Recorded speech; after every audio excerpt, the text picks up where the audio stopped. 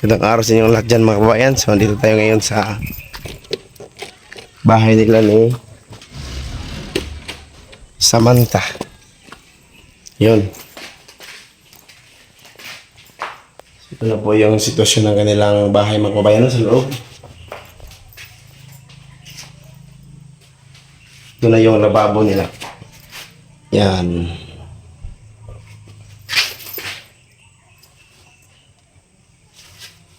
Ano pala itong abang nila?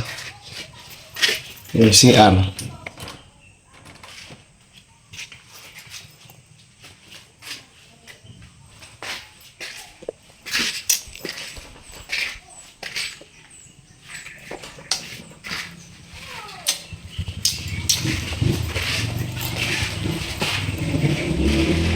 So kulang lang ito mga kababayan ng cut tray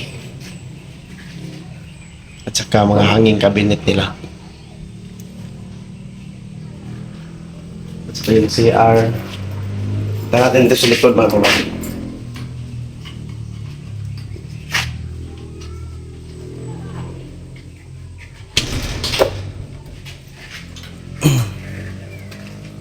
Ito yung exit door. Tapos dito yung CR. So tapos lang na flooring yung ano. Septic.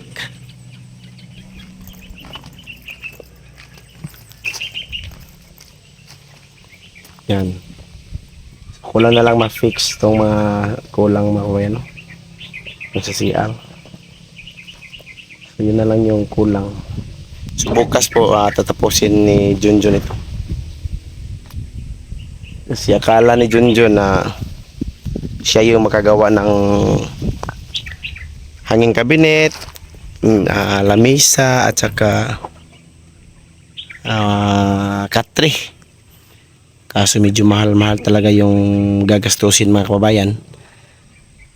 Tapos yung sponsor po ay meron pa siyang susunod na paggawaan ng kahit kunting bahay doon kay nanay para po mas okay na yung bahay ni nanay, lalo na ngayon na tag-ulan. Mas lapit na kasi yung yung bahay ni nanay matumba, kaya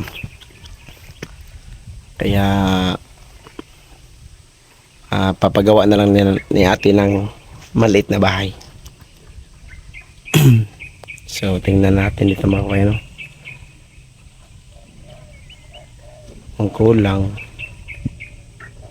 Ang kulang nito ay bukas matatapos.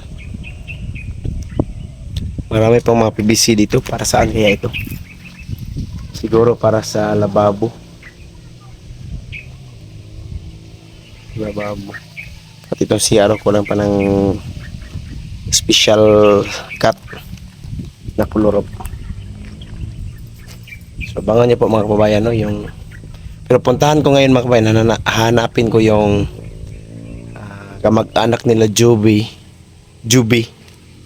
ina ni Samantha. Ang tiyuhin yata ni Juby yung marunong din gumawa ng mga cut tray, mga cabinet ganyan. Para bilhan na lang ng materialis na plyboard, tapos sila na yung gagawa. Sila na lang ang magtatrabaho. Bibilan na lang namin ng mga materialis. Yan. Para ma-fix na namin itong window. Yan. Window ng mga kwarto. Kwarto nila Samantha at saka kwarto po ng kanyang mama at papa. Ano?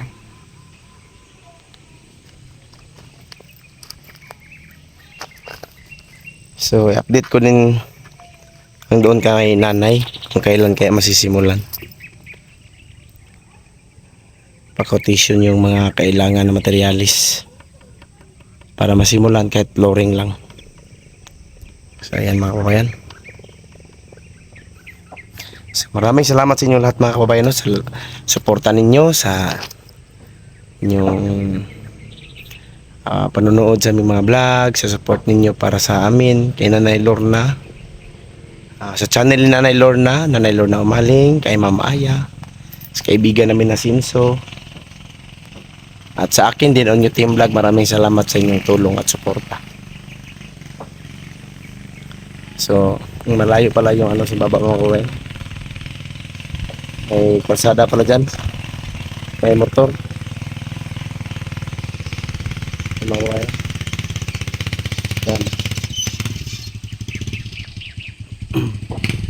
So, abangan nyo po yung bukas yung pagtatrabaho dito. May hog. Basi nangahog na uban na. Say. Ha? Tagbo yung ka ikaw lang. Di naman masugot og lahi ang kuha. Muhila ka og lahi ang manguha. Abot yung ka pinangi. Bagay ka na timing ano?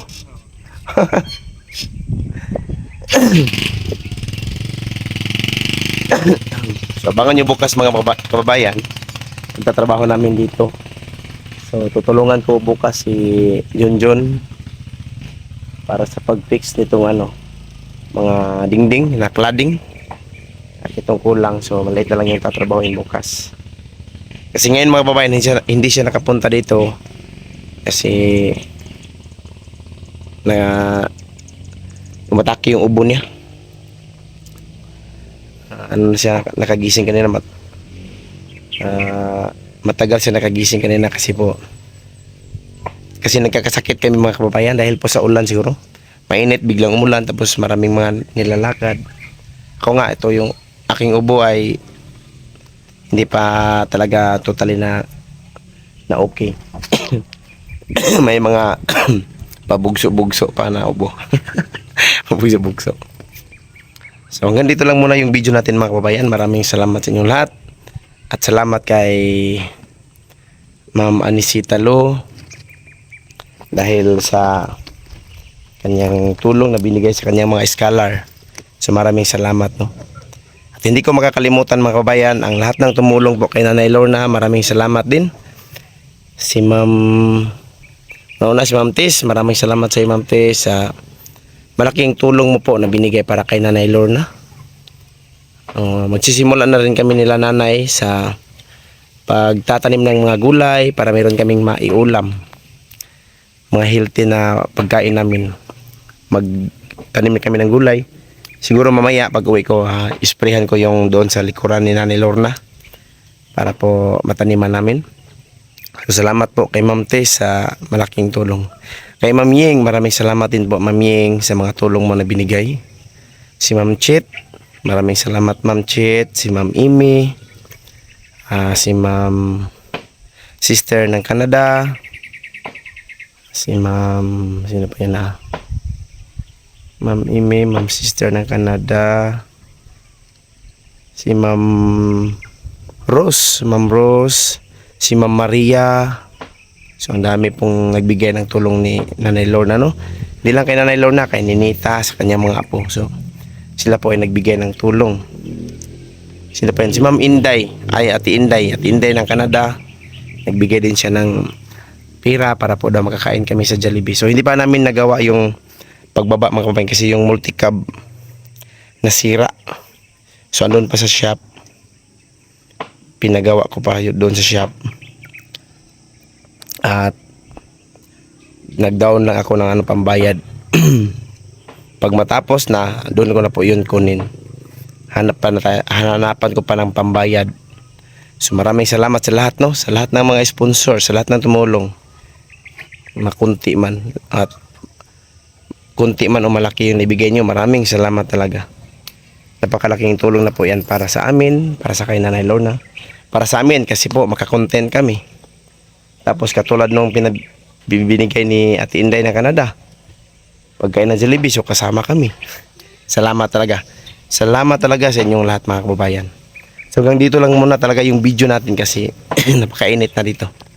Bye bye at ingat kayo palagi dyan. Bye bye.